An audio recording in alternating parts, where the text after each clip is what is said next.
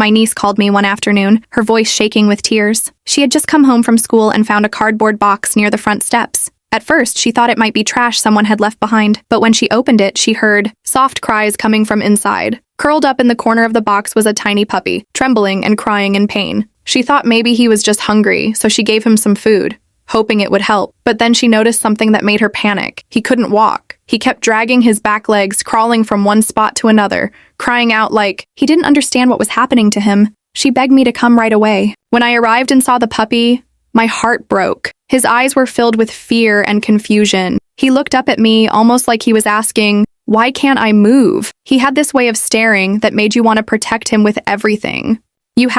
I knew we had to help him. We brought him straight to the vet for a full checkup. I couldn't stop thinking about what he must have gone through. I wondered if he had been hit by something or if he had always been like this. I just wanted to know if he would ever walk again. At the clinic, he was surprisingly curious. He crawled around the exam room, sniffing the corners and watching every move the vet made. It was like he didn't understand this strange place but was trying to stay brave. As we watched him struggle to move, we couldn't stop thinking about where his mother was, or if he had any siblings. He looked too small to be alone.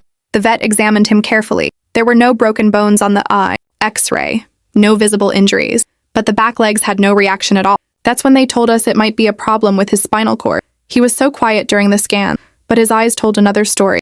They filled with tears during one of the tests, and he looked at me like he didn't know if we were hurting him or trying to help. That look stayed with me. It was the kind of look that makes you want to promise a better life, even if you don't know how yet. The vet couldn't say exactly what caused the damage, but they confirmed it was neurological. Something was pressing on his spinal cord, stopping the signals from reaching his back leg. They said we needed more tests to be sure, and that recovery would take time. But there was still hope. In the beginning, he hated the crib. He would cry whenever we closed the door, scratching and whining until we let him out. So we kept him close. We let him sleep beside us, held him gently, and gave him soft toys to comfort. Slowly, he started to settle in. He began to trust us. The doctors did an MRI and gave us clearer answers. They said the damage wasn't permanent. With physical therapy and medication, he might walk again. It would be a long road, but it wasn't impossible. He was released from the vet shortly after. You should have seen his face when we opened the crate door. He jumped out, dragging his legs behind him full of joy. He played with the other dogs, barked excitedly, and chased toys the best he could. For a moment, it was like nothing was wrong. He was just a happy puppy, free. We started rehab a few days later. The vet gave us instructions, and we followed everything close.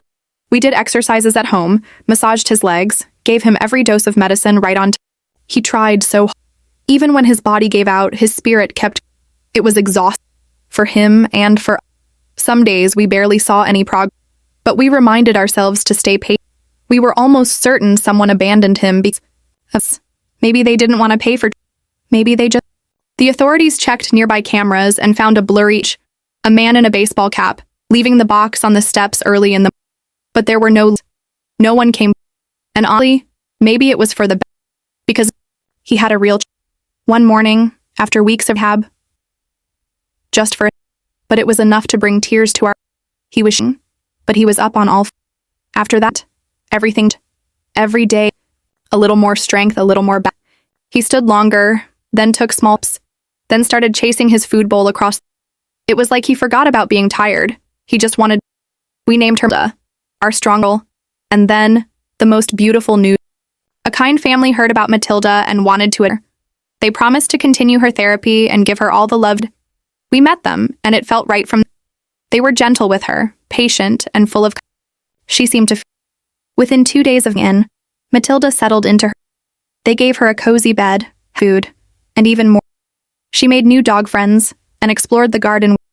Her recovery picked. Her legs got stronger. She moved faster. She swore.